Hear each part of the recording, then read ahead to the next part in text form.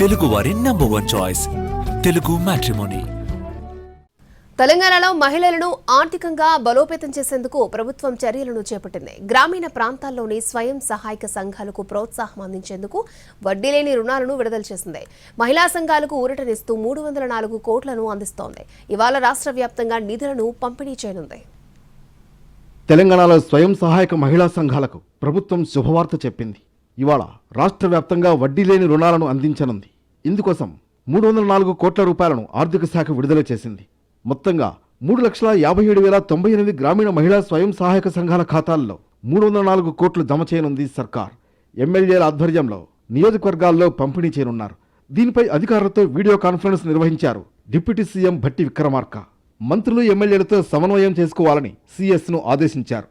ఈరోజు ఉదయం 11 గంటలకు రాష్ట్ర వ్యాప్తంగా ఒకేసారి వడ్డీ లేని రుణాలు పంపిణీ చేయనున్నారు. వడ్డీ లేని రుణాలతో మహిళా సంఘాలు తమ వ్యాపారాలను, స్వయం ఉపాధి కార్యక్రమాలను మరింత విస్తరించుకోవడానికి దోహదపడుతుంది. ప్రభుత్వమే వడ్డీ భారాన్ని భరించడం వల్ల మహిళా సంఘాలు బ్యాంకుల నుంచి తీసుకున్న రుణాలను సకాలంలో తిరిగి చెల్లించడానికి ప్రోత్సాహం లభిస్తుంది. ఫలితంగా పెద్ద మొత్తంలో క్రెడిట్ సదుపాయం పొందే వీలు కలుగుతుంది. ఈ నిధులు గ్రామీణ ఆర్థిక వ్యవస్థను బలోపేతం చేయడంలో కీలక పాత్ర పోషించనున్నాయి.